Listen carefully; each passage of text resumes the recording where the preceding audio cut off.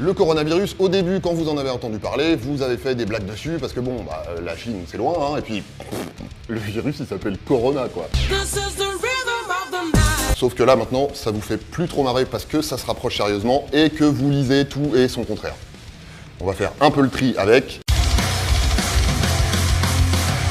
Allez, on fait le tour du coronavirus en quelques questions et on va commencer par le commencement, à savoir, c'est quoi exactement le coronavirus? Les coronavirus, c'est une famille de virus en forme de couronne, d'où le nom.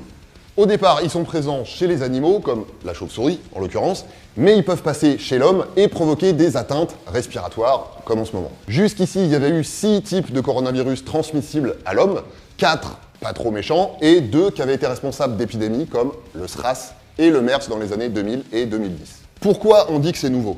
La famille des coronavirus, on la connaît depuis un petit moment, c'est pour ça qu'on en parle dans des BD, dans des bouquins ou sur des étiquettes de désinfectants. Mais un virus, il peut pas vivre comme ça dans la nature, il a besoin d'être à l'intérieur d'un être vivant pour se développer. Du coup, ils ont la capacité d'évoluer, de muter pour s'adapter à l'espèce dans laquelle ils squattent. Et ça donne une nouvelle forme de virus comme le Covid-19 en ce moment, parce que c'est ça son petit nom. Par exemple, là, il a fallu qu'il évolue dans un premier temps pour pouvoir passer chez un mammifère, on parle du pangolin mais on n'est pas encore bien sûr, et puis ensuite il a fallu qu'il s'adapte une deuxième fois et qu'il évolue pour pouvoir passer chez l'homme. Donc en fait, ce virus, c'est juste le petit dernier d'une famille qui a déjà fait parler d'elle dans le passé. Pourquoi il inquiète plus que les autres? En gros, ce qu'on regarde dans une épidémie, c'est est-ce que le virus est contagieux et est-ce qu'il est dangereux?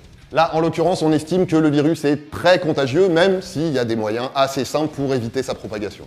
Et il a un taux de létalité de 2,3%. En gros, ça veut dire que pour 100 personnes atteintes par le virus, 100 personnes diagnostiquées en tout cas, il y en a un peu plus de 2 qui vont mourir. Par exemple, la grippe, qui est responsable d'à peu près 10 000 morts chaque année en France, elle a un taux de létalité de 0,3%.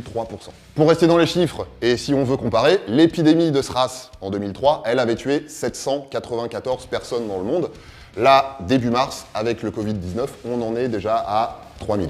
Et puis surtout, la raison pour laquelle les autorités restent hyper vigilantes avec ce virus, c'est que on le connaît pas si bien que ça en vrai, et puis il y a possibilité qu'il évolue encore. Comment ça se transmet? C'est un virus respiratoire, donc ça se transmet par les sécrétions respiratoires. Juste ça, c'est tout. Alors ces sécrétions, c'est ce qu'on pulvérise un petit peu partout autour de nous quand on tousse ou qu'on éternue, par exemple. Mais on l'a vu, un virus, ça a besoin d'être à l'intérieur d'un être vivant pour pouvoir survivre et se multiplier. À l'extérieur, il ne survit pas longtemps. Donc la conséquence de ça, c'est que pour être contaminé par le virus, il faut être au contact direct d'une personne atteinte. Pour être très concret, on estime qu'il faut qu'une personne atteinte par le virus vous tousse ou vous éternue à moins d'1 mètre du visage pour que vous soyez contaminé. Mais les postillons et les gouttelettes de sécrétion respiratoire, elles peuvent aussi passer de main en main. Genre, je tousse dans ma main, je te serre la main et tu te retires un morceau de kebab entre les dents. Bim. Comment on se protège?